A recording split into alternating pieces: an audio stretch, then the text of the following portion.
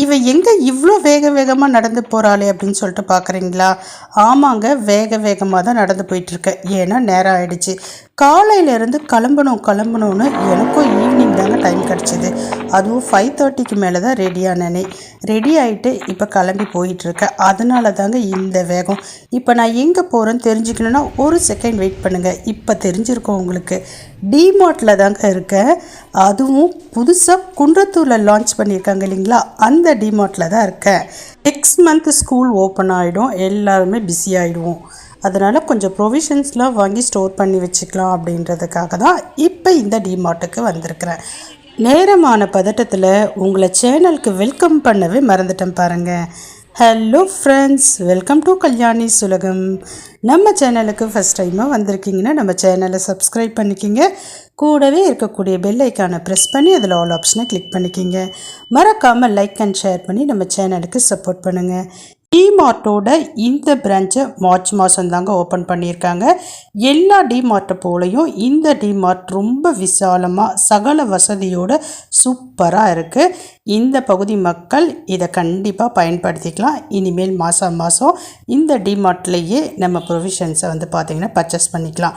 Provisions மட்டும் இல்லைங்க, எல்லா விதமான ஐட்டம்ஸும் இங்கே அவைலபிளாக இருக்குது.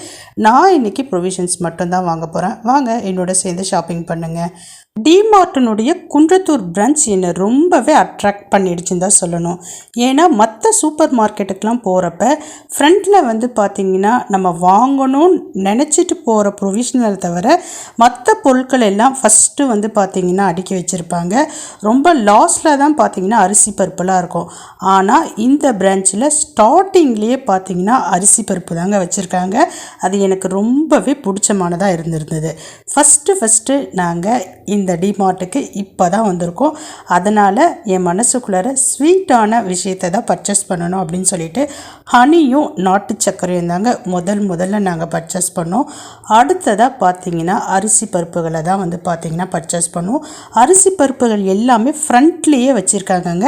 பெரிய கண்டெய்னரில் பார்த்திங்கன்னா கொட்டி வச்சுருக்குறாங்க. என்ன ஒரு சின்ன ஒரு வருத்தம் அப்படின்னு சொல்லிட்டு பார்த்திங்கன்னா, இப்போ பருப்புனா எல்லாமே பருப்பு லைனாக இருந்ததுன்னா நல்லாயிருக்கும். அரிசினா அரிசி பார்த்திங்கன்னா 1/1 இருந்தால் நல்லாயிருக்கும். இந்த மாதிரி வச்சுருந்தாங்கன்னா நல்லா இருந்திருக்கும். அவங்க என்ன பண்ணிட்டாங்கன்னு சொல்லிட்டு பார்த்திங்கன்னா, ஒரு 6-7 கண்டெய்னர் இருக்குதுன்னு வச்சுக்கிங்களேன்.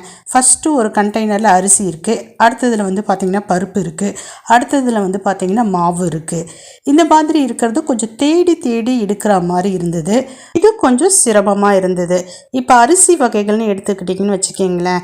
பச்சரிசியில் ஒரு 4-5 வெரைட்டினா அந்த வெரைட்டி எல்லாம் ஒரே இடத்துல, புழுங்கல் அரிசியில் ஒரு 4-5 வெரைட்டினா அது எல்லாமே ஒரே இடத்துல. அதே மாதிரி பருப்பு வகைகள் கடலைப்பருப்பு, உளுத்தம்பருப்பு, பாசிப்பருப்பு, தோரம்பருப்பு இதெல்லாம் அடுத்தடுத்த கண்டெய்னரில் வச்சுருந்தாங்கன்னா ஈஸியாக இருக்கும். பட் அப்படி இல்லை, ஒன்று ஒரு இடத்துல இருந்தது. அதை கொஞ்சம் தேடி எடுக்கிற மாதிரி தான் இருந்தது. கொஞ்சம் நீங்கள் போகிறவங்க கவனத்தில் வச்சுக்கிங்க. ஆனால் எல்லாமே இருக்குது, நம்ம பார்த்திங்கன்னா பார்த்து எடுக்கணும். இப்போ பார்த்திங்கன்னா நாங்கள் ஓரளவு பார்த்து எல்லா பருப்பு வகைகளையும் எடுத்துட்டோம். அதே மாதிரி அரிசி இது எல்லாமும் எடுத்துட்டோம். மாவு வகைகளும் அங்கே இருந்ததுங்க. கோதுமை மாவு, கேழ்வரகு மாவு, மைதா மாவு, கடலை மாவு, இப்படி எல்லா வகையான மாவு வகைகளும் இருந்தது. நான் சொன்ன மாதிரி தாங்க அங்கங்கே ஒரு இடத்துல இருந்தது. அடுத்ததாக பார்த்திங்கன்னா மிளகாய், தனியா இது எல்லாமும் நிறைய வெரைட்டியில் இருந்தது. போகிறவங்க உங்கள் விருப்பத்துக்கு ஏற்ப உங்கள் பட்ஜெட்டுக்கு ஏற்ப சுற்றி பார்த்து வாங்கிக்கலாம். நிறைய வெரைட்டியே அங்கே இருக்குது. இப்போ நாங்கள் கிட்டத்தட்ட எல்லாமே பார்த்திங்கன்னா எடுத்துட்டோம்.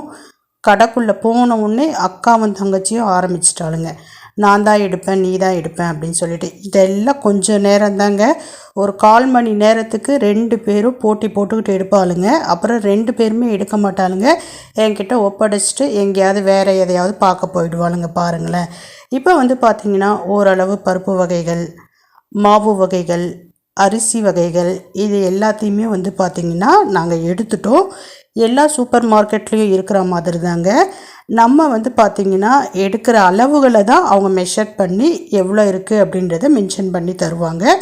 எல்லா சூப்பர் மார்க்கெட்டில் இருக்கிற மாதிரியே ஒரு 2-3 இடத்துல மெஷர் பண்ணுறதுக்குன்னு மிஷின் வச்சு அங்கே வந்து பார்த்திங்கன்னா ஆளுங்க போட்டிருக்காங்க. நம்ம எடுக்கிற எல்லா பொருட்களையும் அங்கே கொண்டு போய் கொடுத்துடணும். அவங்க வந்து பார்த்திங்கன்னா நம்ம எடுத்துருக்கிற பொருளை மெஷர் பண்ணி லேபிள் ஒட்டி அதில் அளவுகளை வந்து பார்த்திங்கன்னா மென்ஷன் பண்ணி கொடுத்துட்றாங்க. கடைசியாக நம்ம எல்லாத்தையும் பர்ச்சேஸ் பண்ணிவிட்டு மொத்தமாக பில்லிங் செக்ஷனில் பில் போட்டுக்கலாம். பில்லிங் செக்ஷன் நாங்கள் போகிறப்ப காலியாக தாங்க இருந்தது. நிறைய பில்லிங் செக்ஷன் வச்சுருக்காங்க. அதனால் வந்து பார்த்திங்கன்னா ரொம்ப சிரமப்படணும், லைனில் நிற்கணும் அப்படின்ற அவசியம்லாம் இல்லை. இப்போ பாருங்கள், தேடி தேடி கண்டுபிடிச்சி ஒரு பொருளாக நாங்கள் எடுத்துட்டோம். ஆல்மோஸ்ட் வந்து பார்த்திங்கன்னா எல்லா பருப்புமே எடுத்துட்டோம். ஆனால் இன்னும் உளுத்தம் பருப்பு மட்டும் வாங்கவே இல்லைங்க. தேடி தேடி பார்த்தோம், உளுத்தம் பருப்பு மட்டும் அங்கே எந்த கண்டெய்னர்லுமே இல்லை. அதனால் உளுத்தம் பருப்பு மட்டும் இன்னும் வாங்கலை. மற்றபடி எல்லா பருப்புமே எடுத்தாச்சு. உளுத்தம் பருப்பு, துவரம் பருப்பு இது எல்லாமே பார்த்திங்கன்னா பாதி லூஸில் எடுத்துப்பேன். மீதி வந்து பார்த்திங்கன்னா பேக்கெட்டில் உதயம் பருப்பு எடுத்துப்பேன். இப்போ வந்து பார்த்திங்கன்னா எல்லாத்தையும் எடுத்தாச்சு. நாங்கள் வந்து இப்போ மெஷரிங் பண்ணுறதுக்காக கொண்டு போகிறோம். நான் கடைசியாக இப்போ கடலைப்பருப்பை எடுத்துக்கிட்டு இருக்கேன். இந்த பருப்பை எடுத்து முடிச்சுட்டு திரும்பி பார்க்குறேன், என் 2 பொண்ணுங்களையும் ஆளையே காணோம். நான் சொன்ன மாதிரியே என்னை விட்டுட்டு அவளுங்க வேறு எதையோ பார்க்க போயிட்டாளுங்க. அதுக்கப்புறமேட்டு என்னுடைய பெரிய மகளை குரல் கொடுத்து கூப்பிட்டேன், வந்தா. இதை எல்லாத்தையும் போய் மெஷர் பண்ணி கரெக்டாக அளந்து எடுத்துகிட்டு வா அப்படின்னு சொல்லிட்டு அவகிட்ட கொடுத்து அனுப்பிச்சிட்டேன். ஏன் அவகிட்ட கொடுத்து அனுப்புகிறேன் அப்படின்னு சொல்லிட்டு பார்த்தீங்கன்னா, நீங்களும் இந்த டிப்ஸை ஃபாலோ பண்ணிக்கோங்க. பெண் பிள்ளைகள் இருந்தாங்கன்னா அவங்கள பொறுப்பாக வளர்க்கணுன்னா நம்ம வாயினால் சொன்னால் மட்டும் போதாது. இந்த மாதிரி ப்ரொவிஷன்ஸ் கடைக்கு போனாலோ இல்லை மற்ற கடைகளுக்கு போனாலோ நீங்கள் பில்லிங் பண்ணுறது இல்லை பொருள்களை பார்த்து வாங்குறது அது எல்லாத்தையுமே ப்ராக்டிக்கலாக நீங்கள் சொல்லி கொடுங்க. அப்போ அவங்களுக்கு ஈஸியாக புரிய வரும், பதிஞ்சிரும் அவங்க மைண்டில். நானுமே எந்த கடைக்கு போனாலுமே இந்த பில்லிங் பண்ணுற வேலை எல்லாத்தையும் என் பெரிய மகக்கிட்ட தான் கொடுத்துருவேன். இன்னும் கொஞ்ச நாளில் அந்த பொறுப்புகளை என்னுடைய 2வது மகளுக்கும் கற்றுக் கொடுப்பேன். இந்த மாதிரி பண்ணுறப்ப அவளுங்க வந்து எவ்வளோ கொடுக்குறோம், எவ்வளோ வாங்குகிறோம், கணக்கு வழக்க தெரிஞ்சுப்பாளுங்க. இந்த பொருள் இந்த வேலை தான் அப்படின்றத ஓரளவு அவங்களால கணிக்க முடியும். நீங்களும் ஃபாலோ பண்ணுங்க முடிஞ்சால். இப்போ பாருங்கள், எல்லாத்தையும் மெஷர் பண்ணி வாங்கிட்டு வந்தாச்சு. நான் சொன்ன மாதிரி தாங்க கொஞ்சம் நேரத்துக்கு என் பின்னாடியே திரிஞ்சிட்டு இருந்தாளுங்க. இப்போ 2 பேரும் அவளுங்களுக்கு தேவையான பொருளை பார்க்கறதுக்கு போயிட்டாங்க. இப்போ நான் பேக்டு ஐட்டம் வாங்கக்கூடிய இடத்துல தான் நின்றுக்கிட்டு இருக்கேன். உதயம் பருப்பு எடுத்துக்கிட்டு இருக்கேங்க. உளுத்தம் பருப்பு, உதயம் பருப்பு எடுத்துகிட்டு இருக்கேன். உதயம் பருப்பு வாங்குறப்ப நல்லா மாவு புசுன்னு நிறைய ஆகும். உளுத்தம் பருப்பை இப்போ எடுத்தாச்சு. அடுத்ததாக வந்து பார்த்திங்கன்னா 5.5 பெட்டி சாமான்களை தான் வாங்க போகிறேன். எல்லாமே 100 கிராம் 50 கிராம் அந்த அளவுகளில் தான் நான் வாங்குவேன். மிளகு, சீரகம், வெந்தயம் இது எல்லாமே பார்த்து எடுத்துகிட்ருக்கேன். நான் போயிருந்த டைம் இந்த டிமார்ட்டில் வந்து பார்த்திங்கன்னா எல்லாமே அளவுகள் ரொம்ப ஜாஸ்தியாக இருந்தது. எல்லாமே வந்து பார்த்திங்கன்னா 250 கிராம்ஸ் 500 கிராம்ஸ் பேக்கிங் வந்து பார்த்திங்கன்னா 1/4 கிலோ 1/2 கிலோ அளவில் தான் இருந்தது. மிளகு, சீரகம், வெந்தயம் இது எல்லாமே. இந்த பொருட்கள் எல்லாம் அதிகபட்சமாக நம்ம 200 கிராமுக்கு மேலே வாங்க மாட்டோம். அதனால் போகிறவங்க பார்த்து கேட்டு வாங்கிக்கிங்க. நான் போகிறப்ப அளவுகள் வந்து அதிகமாக தான் இருந்தது. கூப்பிட்டு கேட்டேன் நான் அங்கே இருந்தவங்கக்கிட்ட. எல்லாமே வந்து பார்த்திங்கன்னா 1/4 கிலோ 1/2 கிலோ பேக்கெட் தான் இருக்குது. எனக்கு வந்து பார்த்திங்கன்னா 100 கிராம் 200 கிராம் பேக்கெட் தான் வேணும் அப்படின்ட்டு.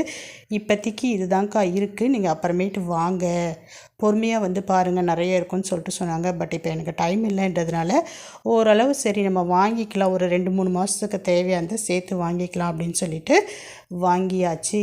இப்போ நான் அடுத்ததாக எந்த செக்ஷனில் இருக்கேன் அப்படின்னு சொல்லிட்டு பாருங்கள்.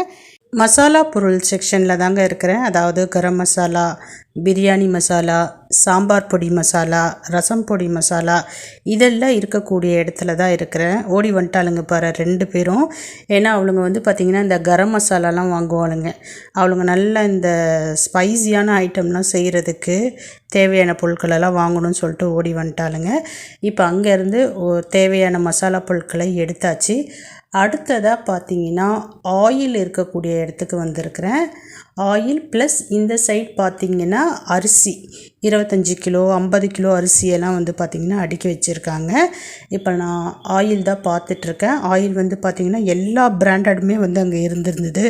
அதாவது கோல்டு வின்னர், நிறைய பிராண்டட் இருந்தது. மேக்ஸிமம் எனக்கு வந்து ஆயிலினுடைய பிராண்டட் நேம்லாம் தெரியாது. ஏன்னா நான் பெரும்பாலும் வந்து பார்த்திங்கன்னா 99% செக்கு எண்ணெய் தான் வந்து யூஸ் பண்ணிகிட்ருக்கேன். ஆனாலும் பார்த்தேன், பொரிக்கிறதுக்குன்னு சொல்லிட்டு கொஞ்சம் எண்ணெய் வாங்குவேன். அந்த எண்ணெய்க்கு பார்த்தேன். அடுத்ததாக வந்து பார்த்திங்கன்னா அரிசியும் வந்து பார்த்திங்கன்னா நான் ரொம்ப தூரத்தில் இருந்துலாம் வாங்கிட்டு போக மாட்டேன். வீட்டுக்கு பக்கத்துலேயே வாங்கிக்குவேன். இப்போ அரிசியை தான் பார்த்துட்ருக்கேன். இப்போ பாருங்கள், ஓரளவு ஒரு 50% ஆஃப் மளிகை பொருட்களை நான் வாங்கிட்டேன். பேலன்ஸ் 50% ஆஃப் பொருள் நான் என்ன வாங்க போகிறேன்னு தெரியணுன்னா நாளைக்கு வீடியோ பாருங்கள். பாய்.